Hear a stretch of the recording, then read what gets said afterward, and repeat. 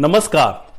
आज फिर आपके सामने इन्वेस्टमेंट से रिलेटेड कुछ जानकारी लेके आया हूं और ये जानकारी है एक खास सेगमेंट, म्यूचुअल फंड का एक खास सेगमेंट जो आज के समय में काफी लोगों के पसंद में आ रहा है और वो सेगमेंट है balance advantage fund. Balance advantage fund जिसका दूसरा नाम डायनामिक एसेट एलोकेशन फंड के रूप में भी है, उसके बारे में चर्चा करेंगे।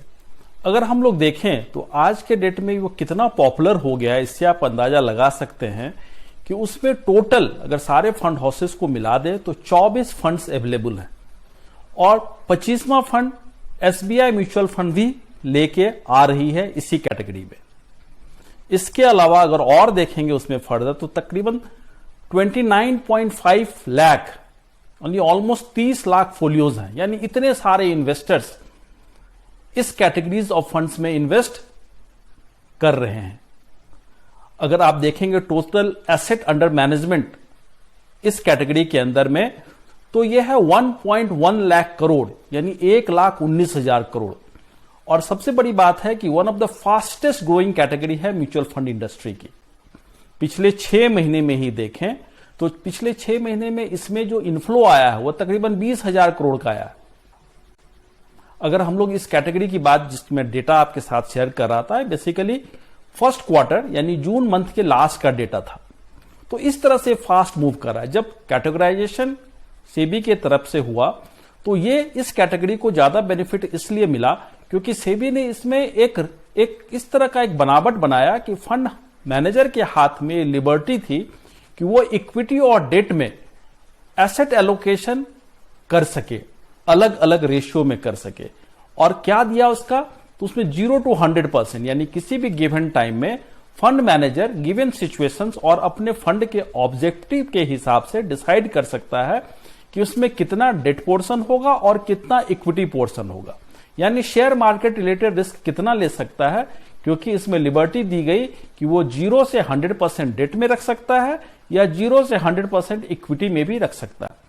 साथ ही साथ इसमें जो फंड हाउसेस कर रहे हैं वो डायनामिक एसेट एलोकेशन या बैलेंस एडवांटेज फंड की कैटेगरी के तहत किसी भी गिवन वक्त में 65% से ऊपर इक्विटी रखते हैं। 65% से इक्विटी डायरेक्ट नहीं रखते हैं, वो क्या करते हैं कि equity exposure as well as arbitrage exposure मिला के 65% से ऊपर रखते हैं ताकि उसके माध्यम से इक्विटी टैक्सेशन का बेनिफिट भी इन्वेस्टर को मिल सके।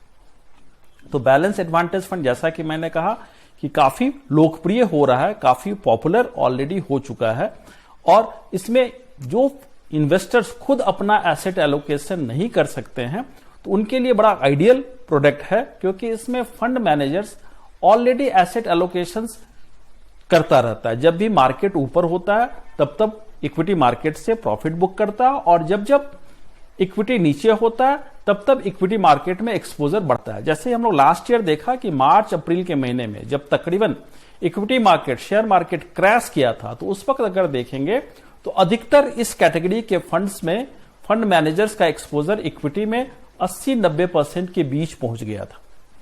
और अभी देखेंगे करेंटली जो स्थिति है उसमें तो अधिकतर फंड में इस एक्सपोजर इक्विटीज का 30 से 40% के बीच में है। तो ये जो डायनामिज्म है इस फंड का, ये इसकी सबसे बड़ी खासियत है और जिसके कारण इसकी परफॉर्मेंस भी निश्चित रूप से अच्छी है, सेटिस्फैक्टरीली है अब तक। जब भी मैं बात करूं कि इसमें क्या क्या फंड हाउसेस क्या क्या लेते हैं तो कई सारे फंड हाउसेस अलग अलग पैरामीटर्स पे इसको मैनेज करते हैं।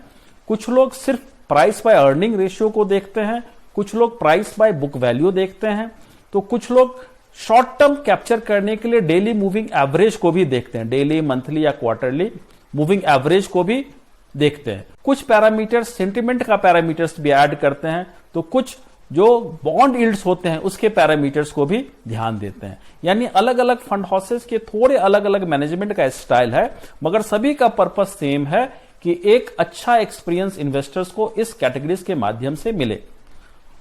जब भी मैं बात करता हूं इक्विटी रिलेटेड या म्यूचुअल फंड्स की बात करता हूं तो निश्चित रूप से वो मार्केट रिलेटेड होता है, इसलिए कोई गारंटी रिटर्न तो नहीं होता है इसमें।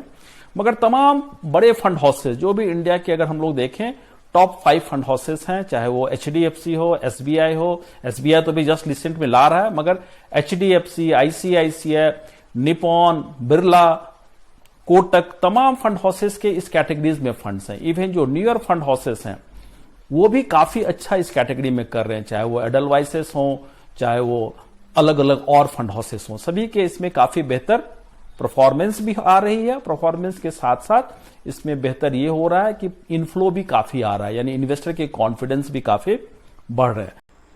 अगर आप इस फंड के बारे में सोच रहे हैं इन्वेस्टमेंट करने का, तो मैं आपसे आग्रह करूंगा कि सबसे पहले इसका कंप्लीट ड्यू डिलिजेंस करें कि आपके इन्वेस्टमेंट के लिए कितना सुटेबल है।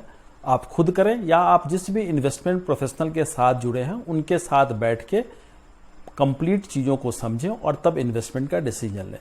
मैं 2 डिस्क्लेमर आज फिर से दूंगा कि मैं खुद एक म्यूचुअल फंड डिस्ट्रीब्यूटर हूं और mutual funds investments are subject to market risk.